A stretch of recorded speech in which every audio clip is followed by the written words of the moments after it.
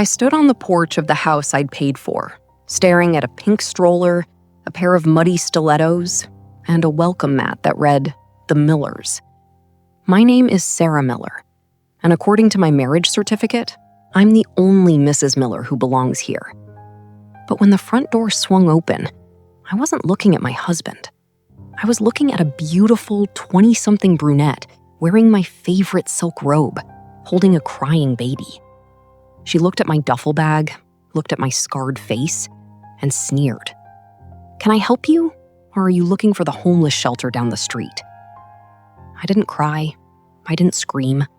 I just smiled, looked past her into the hallway, and saw my husband walking down the stairs. Before we dive into the rest of today's story, I have a quick question for you all. What country are you watching from today? Drop your flags in the comments below. And if you're new here, don't forget to hit that subscribe button, because tomorrow's story is one you absolutely need to hear. To truly understand how a person can be systematically erased from their own life, you have to understand who David and I were back in 2016. We weren't just a married couple. We were an absolute powerhouse in Seattle's elite professional circles. I was a senior structural engineer, specializing in high-stress, blast-resistant infrastructure for global defense projects. David was a brilliant, incredibly charismatic architect who could charm the birds out of the trees. We were the envy of our social group. When we bought our gorgeous 4-bedroom colonial home in the quiet, affluent suburbs of Bellevue, it felt like the final piece of a perfect puzzle.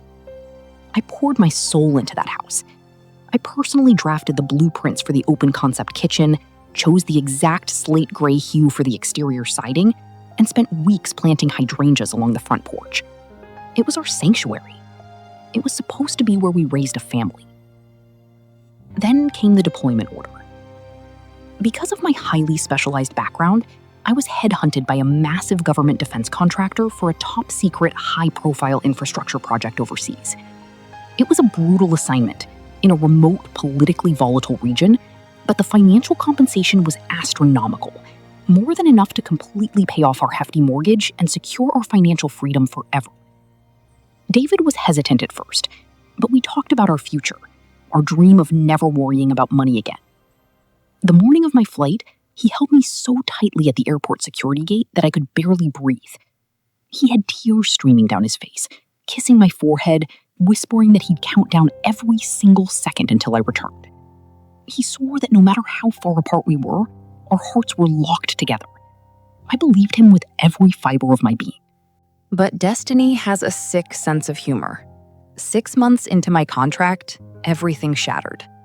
Our heavily fortified compound was targeted in a coordinated insurgent attack. All I remember is a sudden, deafening roar, a flash of blinding white light, and then absolute darkness. When I finally woke up, the world as I knew it was gone. I was lying in a makeshift bed inside a private, heavily guarded military hospital, tucked away in an isolated mountain region. The blast had left me with severe facial scarring, shattered bones, and a profound case of post-traumatic amnesia. I didn't know my name, I didn't know my nationality, and because the entire project was buried deep under layers of classified military red tape, I had zero identification. The bureaucratic nightmare was impenetrable.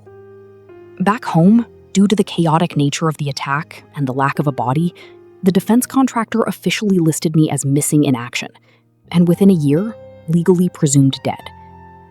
For the first few years, I was just a ghost wandering the halls of a sterile medical facility. But memories are stubborn things. Slowly, like pieces of a broken mirror coming back together, my mind began to heal. I remembered the rain in Seattle. I remembered the smell of the hydrangeas. I remembered David's smile. By year 5, my amnesia had fully cleared. The realization of who I was hit me like a tidal wave, and with it came an overwhelming, desperate urgency to get back home. I didn't care about the scars or the lost time. I just wanted my husband. I just wanted my life back. When my plane finally touched down at SeaTac International Airport, I didn't call David. My old phone had been incinerated in the blast a decade ago, and when I tried looking up his number from the transit lounge in London, it was disconnected. I didn't want to track him down via email or social media either. I wanted the raw, unfiltered magic of a surprise. I wanted to walk up to our front door, throw my arms around his neck, and tell him that the long, agonizing nightmare was finally over. I wanted to see the shock melt into pure, unadulterated joy on his face. But the moment my Uber pulled up to our driveway in Bellevue, cold, heavy knot formed in the pit of my stomach. The house looked entirely different. The sophisticated, classic slate gray exterior siding I had chosen so carefully had been painted over with a tacky, loud lavender color. The beautiful blooming hydrangeas I had spent weeks planting and nurturing along the front porch had been completely ripped out, replaced by cheap, tacky plastic lawn ornaments and a collection of colorful wind chimes that clattered aggressively in the breeze. And then my eyes drifted to the mailbox at the edge of the driveway. It still read Miller in bold silver lettering, but right underneath, someone had added vinyl stickers of a stick figure family: a man, a woman, a little girl, and a tiny baby. My heart started hammering violently against my ribs, the sound deafening in the quiet afternoon air. Panic, sharp and icy, flooded my veins. What did this mean? Did David lose the house? No, the mailbox still said Miller. Did he sell it to another family with the same last name? Or worst of all, had he moved on and remarried, believing I was gone forever? If he had, why hadn't anyone notified my emergency contacts, my old legal representation, or my extended family? Why was there total silence? I stepped out of the car, my boots feeling like blocks of lead as I walked up the concrete steps. Every instinct in my body was screaming at me to turn around, but I couldn't stop. That's when I saw the clues scattered on the porch: a bright pink stroller, a pair of muddy designer stilettos kicked carelessly near the door, and a welcome mat that read, "The Millers." I took a deep breath and knocked. When the door swung open, the breath was knocked completely out of my lungs. I wasn't looking at David. I was looking at a gorgeous, 20-something brunette with perfectly styled hair, wearing my favorite monogrammed silk robe, the one David bought me for our 3rd anniversary. She was holding a crying baby against her hip. She took one look at my worn duffel bag, glanced up at my deeply scarred face, and sneered with absolute disgust. "Can I help you? Or are you looking for the homeless shelter down the street?" I didn't cry. I didn't scream. I stood frozen as a shadow moved in the hallway behind her. "David?" I called out, my voice cracking, raw with 10 years of buried longing. David stepped into the foyer, casually fastening his luxury watch. He looked a bit older, a little thicker around the waist, but it was undeniably him. When his eyes landed on me, his face didn't soften with recognition or sorrow. He didn't gasp or drop to his knees. Instead, his eyes widened in absolute paralyzing terror. He went completely translucent, his jaw dropping so low it looked unhinged. The brunette turned to him, thoroughly annoyed. "David, who is this freak? And why does she know your name?" David looked between me and the woman, his chest heaving as if he were suffocating. He swallowed hard, took a step back into the safety of the house, and did the unthinkable. He looked me dead in the eye, his voice trembling but cold, and said, "I don't know who you are, lady, but you need to get off my property right now, before I call the police." I stood there on the porch, completely paralyzed, as the heavy oak door slammed shut right in my face. The click of the deadbolt echoing through the wood felt like a gunshot. The man I had spent 10 agonizing years fighting to get back to, the man whose memory had literally kept my heart beating through skin grafts, infections, and psychological torture, had just looked me dead in the eye and called me a dangerous stranger. "David!" I screamed, throwing my weight against the door, pounding my fists against the lavender paint. "David, open the door! It's me! It's Sarah! I didn't die in the explosion! Open the door!" From the other side, I could hear muffled, frantic arguing. The brunette's shrill voice was rising in panic. And then I heard David's voice, sharp and breathless. "I'm dialing 911 right now! Get away from my house or you're going to jail!" A wave of dizziness washed over me. I backed down the porch steps, my knees shaking so badly I could barely keep my balance.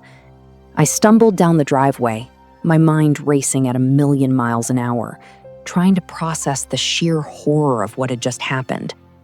But as the initial shock began to fade, a cold, clinical clarity took its place. I am a structural engineer. My entire career is built on analyzing data, identifying structural failures, and logical problem solving. And right now, the math wasn't adding up. David hadn't looked at me with the confusion of a man seeing a ghost. He hadn't looked at me with grief or bewilderment. He had looked at me with absolute, paralyzing guilt. It was the look of a man who had just seen his darkest secret walk up his driveway in broad daylight. He knew exactly who I was. Instead of waiting around for the local police to arrive and treat me like a deranged trespasser, I walked down the street, called an Uber, and checked into a nondescript, low-profile motel on the outskirts of the city. I sat on the edge of the cheap mattress, opened a laptop I had purchased at a transit airport, and realized I couldn't fight this standard bureaucratic war anymore. If David was hiding something, I needed professional help to unearth it. I spent the next hour researching high-end, discreet private investigation firms in the Seattle area until I found Marcus. Marcus was an ex-military intelligence officer who specialized in asset protection, corporate espionage, and deep-dive background checks. I called his private line, told him a brief summary of who I was, and met him in a dimly lit diner 2 hours later. When I laid out my legal marriage certificate, my military contractor identity profile, and my medical discharge papers alongside a photo of David's new mailbox, Marcus didn't blink. He just leaned back in his booth, looked at my scarred face, and said, "Give me 48 hours." Those 48 hours felt like 48 years. I paced the tight confines of my motel room, eating stale vending machine food, waiting for the shoe to drop. And when Marcus finally called me back to his office, the shoe didn't just drop, it shattered my entire reality. "Sarah, I'm going to be completely straight with you," Marcus said, sliding a thick, heavy manila folder across his desk. "Your husband didn't just move on after you went missing. He actively, systematically orchestrated your erasure." I opened the folder, my eyes scanning the financial printouts and legal documents. The disgust inside me turned into a burning, suffocating heat. When the news of the compound explosion first hit 10 years ago, the defense contractor didn't just issue a statement. Because it was a high-risk, classified government project, they sent a massive, tax-free life insurance payout, combined with my accumulated back pay and hazard bonuses, directly to David as my primary beneficiary. The total layout was just over $2.4 million. Because the zone was highly unstable and a body was never recovered, David easily utilized a team of aggressive probate lawyers to have me declared legally dead within a record-breaking 12 months, bypassing the standard 7-year waiting period for missing persons. But that wasn't even the part that broke my heart. The true betrayal lay deeper in the file, under a tab labeled Digital Forensic Recovery. Marcus had managed to intercept historical data from a private, encrypted email server David had used. Around year 5 of my disappearance, the exact time my amnesia had cleared up and I had finally managed to communicate my identity to a sympathetic night nurse, a message had been sent from that overseas military hospital directly to David's personal email address. The nurse had attached a grainy, low-resolution photo of my face and a frantic letter begging him to contact the American embassy to verify my credentials and cut through the red tape. David's response wasn't a frantic call to the State Department. It wasn't a plane ticket to come rescue his wife. Instead, David had responded from a burner email account. He had wired a lump sum of $50,000 of my insurance money to a private offshore account belonging to that hospital's administrator. The explicit instructions attached to the wire transfer read, "Delete the electronic medical file." Destroy the physical intake records. Keep the patient heavily sedated under a generic alias to prevent further external communication. He had paid them to keep me trapped. He had paid to keep me chemically compliant in a concrete room halfway across the world, all so he could keep cashing the checks written in my blood. The brunette living in your house is Maya, Marcus continued, his voice tight with a suppressed professional fury. He met her exactly 6 years ago, right around the time he paid to have you silenced overseas. He's been funding her entire lavish lifestyle, her luxury vehicles, and their children's upscale private childcare using the remainder of your settlement funds. To the rest of the world, he is the tragic, grieving widower who built a successful architectural empire from the ashes of his grief. But the truth is, Sarah, his empire is entirely built on your grave. I stared at the emails, my fingers tracing the digital timestamp of the day David decided to sell my soul for $50,000. The tears I thought I would cry never came. The sadness was completely gone, burned away by a cold, calculational fury that settled deep into my bones. David didn't think I was dead. He wanted me dead. He had stolen 10 years of my youth, my career, my sanity, and my face, all to play house with a younger woman in a home that I had designed and paid for. Marcus looked at me, his hand hovering over the phone.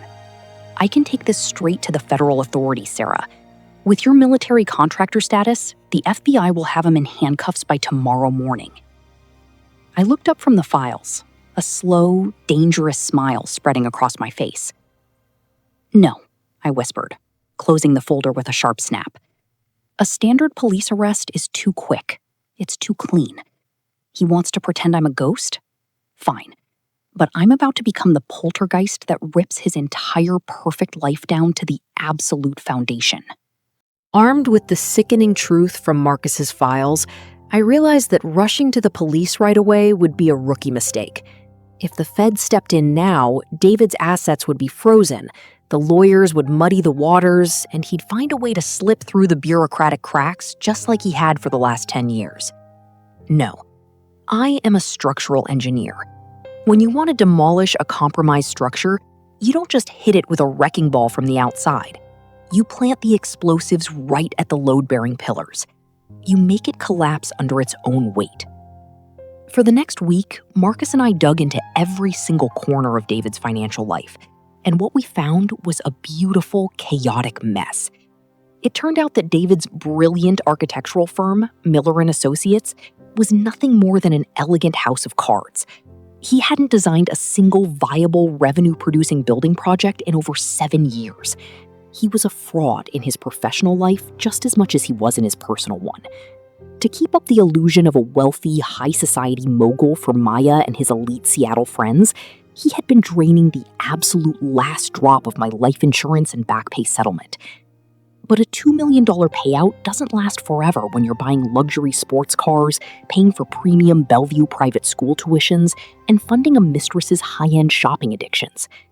When my money started running dry 3 years ago, David got desperate. He began taking out massive, high-interest corporate loans to keep his firm afloat. And to get those loans approved, he needed a co-signer with an impeccable, established credit history. He used me. Because the defense contractor's legal paperwork was a total mess, and my death certificate had a pending administrative clause due to the missing status, my social security number and corporate credit profile were still technically active in the federal system. David had created a fraudulent, forged power of attorney document. For the past 3 years, he had been sitting at his desk, casually signing my name on multi-million-dollar liability contracts, business loans, and corporate tax exemptions meant for widowed business owners. He was literally funding his new life by signing the name of a ghost. And then came the absolute best piece of data. Marcus pulled the original property deed for our colonial home.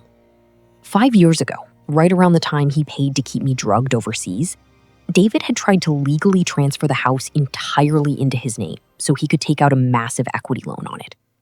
But because of a massive clerical error at the county office, The transfer was rejected. David, being lazy and arrogant, never followed up on the rejection, assuming no one would ever look into it. The house, the gorgeous 4-bedroom sanctuary that I had bled for, was still 100% legally mine. David was living in a home he didn't own, spending money he hadn't earned, and leaving a glowing digital paper trail of federal fraud with my name written all over it. He thought he had buried me deep in the past, but the truth was, he had just handed me the shovel to dig his own grave. I didn't show up at his house with a squad of police cars or a dramatic scene in the driveway. A man like David, a man whose entire identity was built on the fragile, polished veneer of social status, wouldn't truly suffer if his downfall happened in secret. I wanted to see the exact moment the color drained from his face in front of everyone who mattered to him. I wanted to watch his perfect, manufactured kingdom crumble from the inside out. 2 weeks after my chaotic return, the perfect opportunity landed right in my lap. Miller & Associates was hosting its annual high-profile investor gala. It was a massive, black-tie event held in a lavish, glass-walled ballroom overlooking the Seattle waterfront. The room was packed with the city's elite: wealthy developers, city council members, tech billionaires, and high society couples. David was in his absolute element, standing on a raised stage under the glittering chandeliers, holding a glass of vintage champagne. Maya stood right by his side, dripping in diamonds, wearing a designer gown that had undoubtedly been paid for with my money. And none of this would be possible, David's voice boomed through the microphone, his smile radiating effortless charm, without the core values that define Miller & Associates: integrity, resilience, and a deep commitment to building a legacy for our families. Integrity? I called out from the back of the room. My voice wasn't loud, but it was clear, cutting through the polite clinking of glasses like a razor blade. The entire room fell completely silent. Hundreds of heads turned toward the main entrance. I walked down the center aisle, the heels of my boots clicking sharply against the polished marble floor. I wasn't hiding behind a pair of oversized sunglasses or a scarf. I wore a stunning, impeccably tailored black suit, my hair pinned back to fully expose the severe facial scars I had earned surviving an explosion. I held my head high, radiating absolute authority. On stage, David stopped breathing. The champagne glass slipped from his fingers, shattering loudly against the stage floor, splashing expensive alcohol across his custom leather shoes. He went entirely translucent, his eyes bulging as if he were staring at a corpse that had just crawled out of the ocean. "You," he choked out, his voice cracking into the microphone. "Hi, honey. Miss me?" I said, stepping up the stairs and onto the stage. I casually reached over and grabbed a spare microphone from the podium. "Sorry I'm late to the party. It takes an incredibly long time to clear international security when your own husband wires $50,000 to a foreign hospital administrator to keep you drugged, nameless, and locked in a concrete room." A collective, horrified gasp echoed through the ballroom. People actually stepped back. Maya's face flushed a deep, furious red. She stepped forward, pointing a manicured finger at me. "Security! Someone get this crazy, disfigured lunatic out of here right now!" "Oh, security isn't going to touch me, Maya," I said, a slow, dangerous smile spreading across my face as I unzipped my briefcase. I pulled out a thick stack of laminated financial records, court orders, and intercepted emails. "But the 4 FBI agents waiting in the lobby downstairs are definitely going to want to talk to you. Ladies and gentlemen, my name is Sarah Miller. I am David's very much alive wife, the senior structural engineer whose life insurance payout funded this entire firm, and whose forged signature is currently stamped on every single one of the investment contracts you all signed this evening." David rushed forward, his hands shaking violently as he tried to grab my arm. "Sarah, please, you're confused. You're having a medical episode. Let's go in the back and talk about this privately." "Don't touch me," I snapped, my voice ringing with a terrifying authority through the high-end speakers. I slapped his hand away, tossing the stack of fraudulent documents directly into the crowd. "I'm not confused, David, but your investors might be when they realize they just handed millions of dollars to a man who is legally a ghost, living in a house he doesn't own, and spending blood money from a woman he tried to bury alive." The fallout from the gala was swift, brutal, and beautifully absolute. Within an hour of the doors closing, David's high-profile investors had already notified their legal teams, pulling every single cent of their funding. By midnight, the story of the grieving widower's living ghost had hit the local news cycles.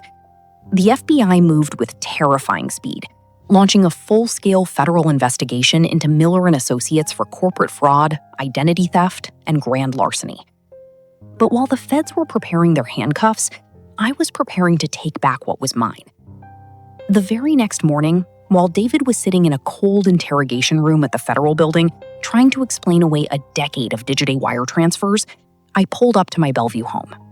I didn't come alone. I had a massive moving truck, a team of professional locksmiths, and a sheriff's deputy holding an expedited emergency eviction order. When I knocked on the door, Maya opened it. Her eyes were swollen and bloodshot from crying all night, her pristine makeup completely gone. When she saw me standing there, her face contorted with pure, unadulterated malice. "You ruined our lives," she shrieked, her voice echoing down the quiet suburban street.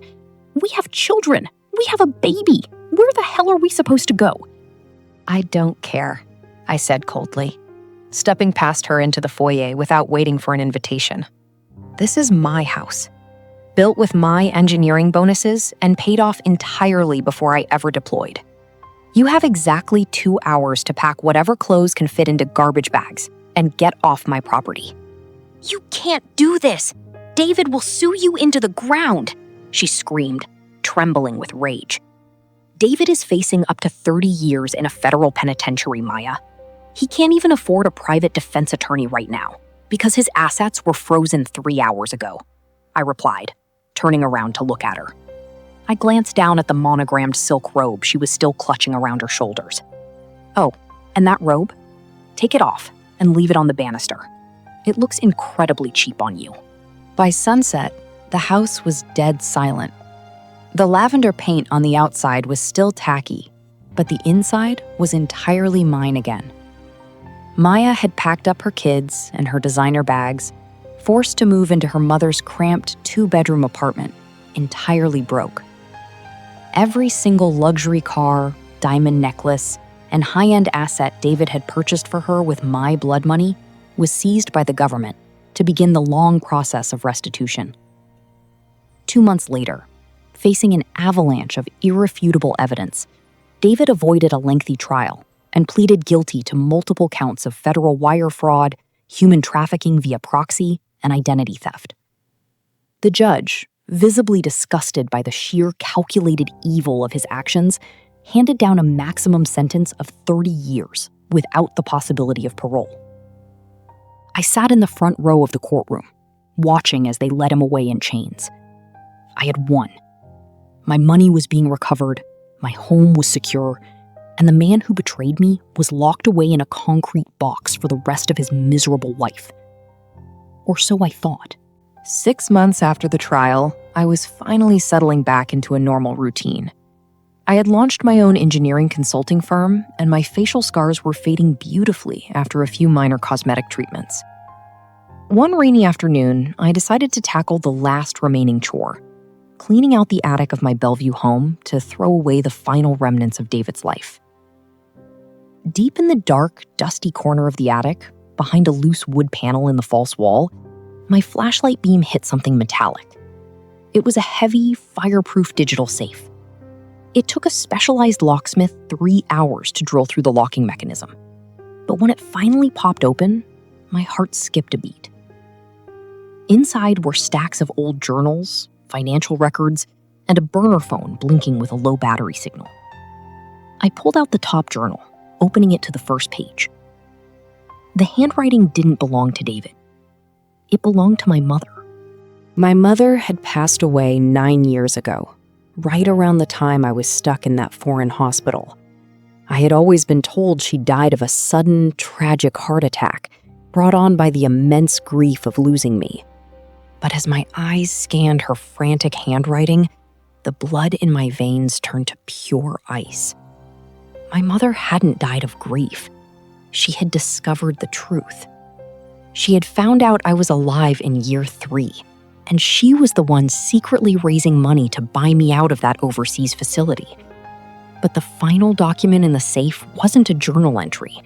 It was a life insurance policy, taken out on my mother, signed by David just 2 weeks before her death.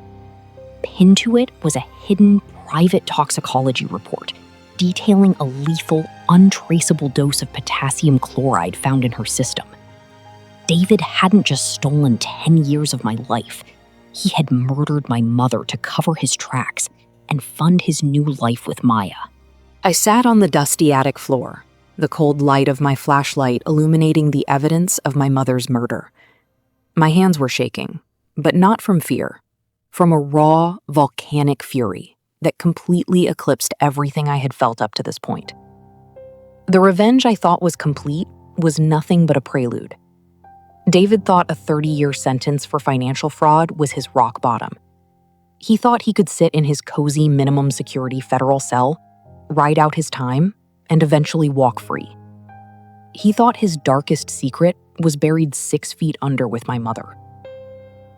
Slowly, deliberately, I packed the toxicological reports, the forged policy, and the burner phone into my briefcase.